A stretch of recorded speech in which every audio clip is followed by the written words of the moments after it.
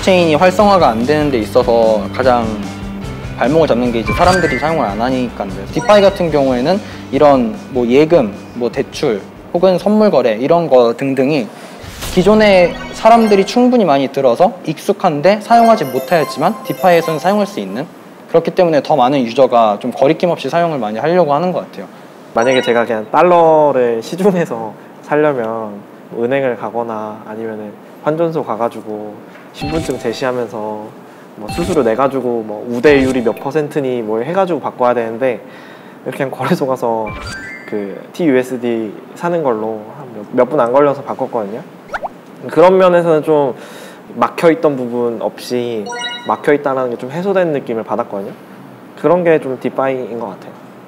일반 사용자 입장에서는 디파이라고 하더라도 암호화폐잖아요. 암호화폐를 써서 하는 거기 때문에 암호화폐? 이거 그거 아니야? 라고 생각할 것 같기는 해요.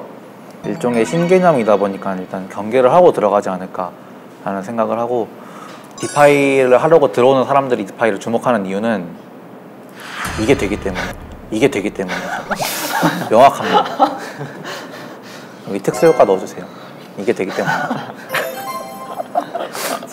새로울 거 전혀 없고 기존에 그냥 하던 건데 그냥 이름을 붙인 거라고 생각해요. 제 생각에는 그 비트코인 처음 나온 이유 자체가 파이낸스에서 나온 건데, 여기에 다시 디파이라는 이름을 붙이는 것 자체가 예전에 확장성 문제 해결하려고 막 사람들이 확장성을 가지고 막 이제 약을 팔았듯이 지금도 똑같은 거라고 생각하거든요, 사실은. 내가 암호화폐를 빌려줄 서비스를 만들었을 때 암호화폐를 빌려주고 나서 그 사람한테 받을 수 있다는 보장이 있는가?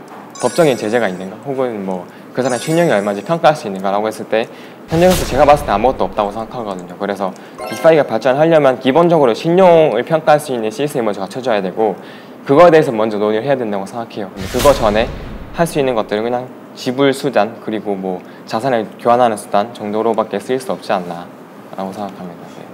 저는 디파이 또한 하나의 블록체인 산업의 또 다른 메타가 아닌가 생각이 들고요. 다양한 메타들이 있었어요. 돌이켜보면 옛날부터 막 뭐 끝도 없자시 막 다크코인, 토큰 이코노미, 뭐 STO 되게 메타가 하나하나 있었고, 그런 메타 하나하나가 사실은 그 당시 블록체인 업계가 이해하고 있는 블록체인의 수준이나 이런 어떤 경각심? 이런 걸 보여주는 그런 지표라고 생각이 드는데요. 디파이 또한 마찬가지로 어느 정도 발전시킬 거예요. 그래서 되게 기본적인 수준에서의 디파이는 어느 정도 이루어질 거라고 보긴 하지만, 사실 저희가 바라는 디파이는 그 정도가 아니죠, 사실은. 아예 은행을 대체하고 뭔가 금융회사를 대체하고 이런 게 되게 장기적인 비전이잖아요.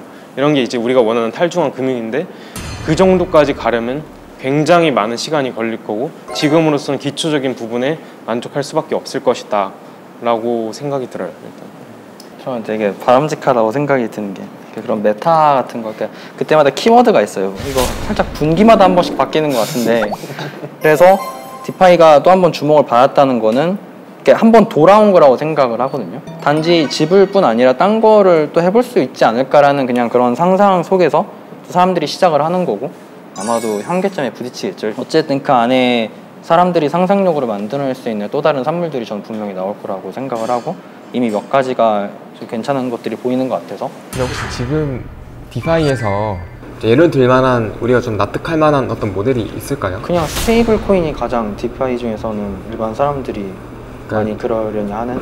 제 생각에는 기존에 그냥 스테이블 코인이라고 불렀던 것들이 갖게 되는 그 이 주조 차익에 대한 반감, 시뇨리지에 대한 반감을 숨기는 브랜딩을 하기 위해서 누군가 만들어낸 용어라고 생각해요. 그건 결국 시뇨리지를 가장 잘 누리고 있는 그 누군가였겠죠? 제가 민서한테 막 여러 가지 질문을 했었는데 왜 사실 그런 질문을 했냐면, 디파이가 활성화되려면 어떻게 해야 되는가 라고 했을 때, 투자 상품으로 바라본다면 어떻게 이걸 투자 상품으로 매력적으로 보일 수 있게 만들고 가치를 만들어낼 수 있는가라는 걸 고민해야 되는 것 같고, 페이먼트에 좀 더 집중을 해서 토큰을 가지고 뭔가 살 수 있는 시대가 된다고 한다면 주식보다 좀 더 유동성이 있고 좀 더 괜찮은 모델이 될 수 있지 않나. 그래서 가장 기본적으로 페이먼트를 먼저 고려하는 게 좋지 않나라고 생각하고, 물론 하시는 분들의 생각은 다를 수도 있겠지만 저는 그렇게 생각합니다. 하반기에 뭔가 기대하기는 어려울 것 같지만, 제가 평소에 시간을 많이 쓰는 엔터테인먼트 분야 이런 말이 있어요. 메타는 돌고 돈다. 언젠가 디파이 시대가 될 거라고 생각합니다. 디파이 예금 모델들이 보통 이자율을 8%를 제시하거든요. 근데 8% 이자를 준다는 건 8%의 금리를 내고 있다라는 말인데 분명 어딘가에 허점이 있을 것 같거든요. 그 포인트를 좀 찾아보려 했는데 바로 눈에 보이지는 않더라고요. 하반기에 무너질지 뭐 내년에 무너질지는 잘 모르겠지만 이 높은 이율을 제공하는 데는 그만한 누군가는 리스크를 테이크하고 있을 텐데 그 포인트가 좀 밝혀지지 않을까 뭐 이런 생각이 듭니다.